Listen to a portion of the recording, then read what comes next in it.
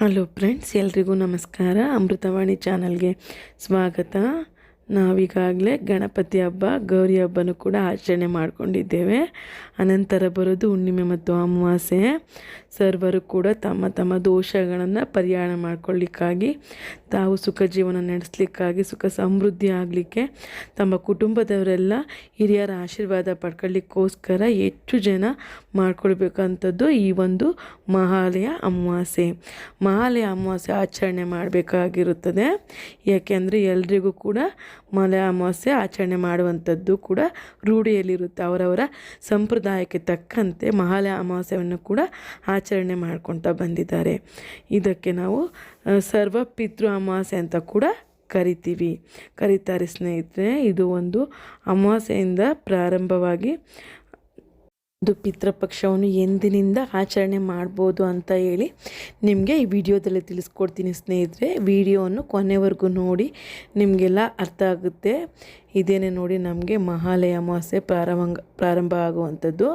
ಈ ಮಹಾಲಯ ಅಮಾವಾಸ್ಯೆ ಪ್ರಾರಂಭವಾಗುವುದು 21ನೇ ತಾರೀಕು ಭಾನುವಾರ ಬೆಳಗ್ಗಿನ ಜಾವ 12:17 ಅಂದರೆ ಶನಿವಾರ ನೈಟು 12:17 ಪ್ರಾರಂಭವಾಗೋದು. ಅಂದರೆ ಮಧ್ಯರಾತ್ರಿ ಅಂದ್ಕೊಳ್ಳೋದ್ರಿಂದ ನಾವು ಭಾನುವಾರಕ್ಕೆ ಬಿದ್ದಿರುತ್ತೆ ಸ್ನೇಹಿತರೆ.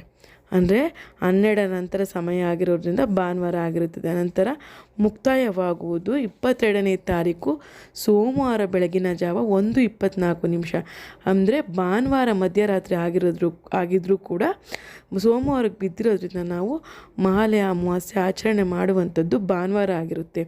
21ನೇ ತಾರೀಕು ಭಾನುವಾರ ಆಚರಣೆ ಮಾಡಬೇಕಾಗುತ್ತೆ. ಎಲ್ಲಿಂದ ಪ್ರಾರಂಭ ಮಾಡಬೇಕು ಅಂತ ಅಂದರೆ 7ನೇ ತಾರೀಕು ಹುಣ್ಣಿಮೆಯ ನಂತರ ಪ್ರಾರಂಭ ಮಾಡ್ತಾರೆ ಸ್ನೇಹಿತರೆ. ಕೆಲವೊಬ್ಬರು ಅವರವರ ಮನೆಯ ಪದ್ಧತಿಯಂತೆ ಆಚರಣೆ ಕೂಡ ಮಾಡ್ತಾರೆ. ಮುತ್ತೈದೆಯಾಗಿ ತೀರು ಹೋದರೆ ಅವರಿಗೆ ಒಂದು ಮಂಗಳವಾರ ಅಥವಾ ಶುಕ್ರವಾರ ಕೂಡ ಆಚರಣೆ ಮಾಡ್ತಾರೆ. ಅವರವರ ಪದ್ಧತಿ, ಅವರವರ ಸಂಪ್ರದಾಯದ ಪದ್ಧತಿಯಂತೆ ಆಚರಣೆ ಮಾಡ್ತಾರೆ. ಅವರವರ ಅನುಕೂಲಕ್ಕೆ ತಕ್ಕಂತೆ ಮಾಡ್ತಾರೆ ಸ್ನೇಹಿತರೆ. ಬಹು ಮುಖ್ಯವಾಗಿ ಮಾಡುವಂಥದ್ದು ಈ ಮಹಾಲಯ ಅಮಾವಾಸ್ಯೆ ದಿನ ತುಂಬ ಜನ ಮಾಡ್ತಾರೆ. ನಾವು ಒಂದು ಮಾತು ಹೇಳೋದಾದರೆ ಎಲ್ಲರೂ ಕೂಡ ಮಹಾಲಯ ಅಮಾವಾಸ್ಯೆ ಆಚರಣೆ ಮಾಡಬೇಕಾಗತ್ತೆ. ಮಿಸ್ ಮಾಡ್ಕೊಳ್ಬಾರ್ದು. ವರ್ಷಕ್ಕೊಮ್ಮೆ ಬರುವಂಥದ್ದು ಮಹಾಲಯ ಅಮಾವಾಸ್ಯೆ ಇರುವಂಥದ್ದು ಭಾನುವಾರ 21ನೇ ತಾರೀಕು 12:17 ಸ್ಟಾರ್ಟ್ ಆಗುತ್ತೆ ಸ್ನೇಹಿತರೆ. ಶನಿವಾರ ನೈಟು ಅಂದರೆ ಭಾನುವಾರ ನಾವು ಆಚರಣೆ ಮಾಡಬೇಕಾಗುತ್ತೆ.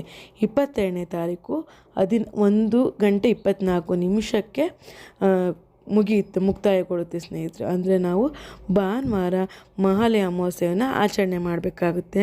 ವರ್ಷಕ್ಕೊಮ್ಮೆ ಬರೋದ್ರಿಂದ ಪ್ರತಿಯೊಬ್ಬರು ಆಚರಣೆ ಮಾಡೋದು ರೂಢಿಯಲ್ಲಿ ಇದ್ದೇ ಇರುತ್ತೆ ಸ್ನೇಹಿತರೆ. ಒಮ್ಮೆ ನಾವು ಕಾಗೆಗಳಿಗೂ ಕೂಡ ಮೊಸರನ್ನ ಇಟ್ಟಿರ್ತೇವೆ, ಪರಿಹಾರ ಮಾಡ್ಕೊಂಡಿರ್ತೀವಿ.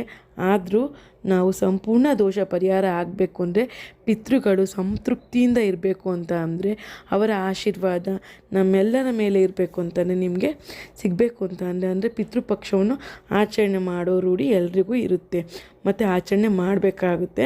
ಅವರವರ ಪದ್ಧತಿಯ ತಕ್ಕಂತೆ ಆಚರಿಸ್ತಾರೆ. ಹಾಗಾಗಿ ಎಲ್ಲರೂ ಪಿತೃಪಕ್ಷವನ್ನು ಆಚರಣೆ ಮಾಡಲೇಬೇಕು ಅಂತ ಹೇಳಲಿಕ್ಕೆ ಇಷ್ಟಪಡ್ತೀನಿ. ನಿಮ್ಮ ಮನೆಯ ಪದ್ಧತಿಯಂತೆ ಹುಣ್ಣಿಮೆಯಿಂದ ಪ್ರಾರಂಭವಾಗಿ ಈ ಅಮಾವಾಸ್ಯೆಯವರೆಗೂ ಕೂಡ ಇರುತ್ತೆ ಸ್ನೇಹಿತರೆ.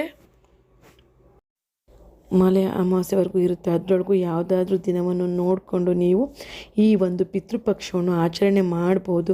ಬಹುಮುಖ್ಯವಾಗಿ ಶ್ರಾದ್ದ ಮಾಡುವಂಥವರು ಕೆಲವೊಬ್ಬರು ಮನೆಯಲ್ಲಿ ಮಾಡಲು ಅವಕಾಶ ಇಲ್ಲದೇ ಇರೋದ್ರಿಂದ ನದಿ ತೀರಗಳು, ತೀರ್ಥಕ್ಷೇತ್ರಗಳು ಶ್ರಾದ್ದವನ್ನು ಮಾಡ್ಕೊಂಡು ಬರ್ತಾರೆ.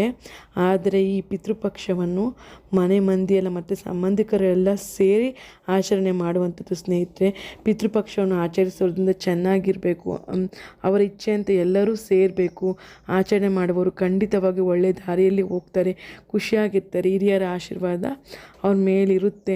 ಹಾಗಾಗಿ ನಾವು ಸಂಬಂಧಿಕರು ಎಲ್ಲರೂ ಸೇರಿ ನಾವು ಪಿತೃಪಕ್ಷವನ್ನು ಆಚರಣೆ ಮಾಡಲೇಬೇಕಾಗುತ್ತದೆ ಫ್ರೆಂಡ್ಸ್. ನಂತರದ ವಿಡಿಯೋದಲ್ಲಿ ನಾನು ಪಿತೃಪಕ್ಷದ ಆಚರಣೆಯಲ್ಲಿ ಹೇಗೆ ನಡ್ಕೊಳ್ಬೇಕು ಕೆಲವೊಂದು ವಿಚಾರಗಳನ್ನು ನಿಮಗೆ ನಂತರದ ವಿಡಿಯೋದಲ್ಲಿ ನಿಮಗೆ ತಿಳಿಸ್ಕೊಡ್ತೀನಿ ಸ್ನೇಹಿತರೆ. ನಮ್ಮ ಚಾನಲ್ಗೆ ಸಬ್ಸ್ಕ್ರೈಬ್ ಆಗಿಲ್ಲ ಅಂದರೆ ಈಗಲೇ ಸಬ್ಸ್ಕ್ರೈಬ್ ಆಗಿ ಪಕ್ಕದಲ್ಲಿರೋ ಬೆಲ್ ಬಟನ್ನ ಕ್ಲಿಕ್ ಮಾಡ್ಕೊಳ್ಳಿ. ಧನ್ಯವಾದಗಳು ಸ್ನೇಹಿತರೆ.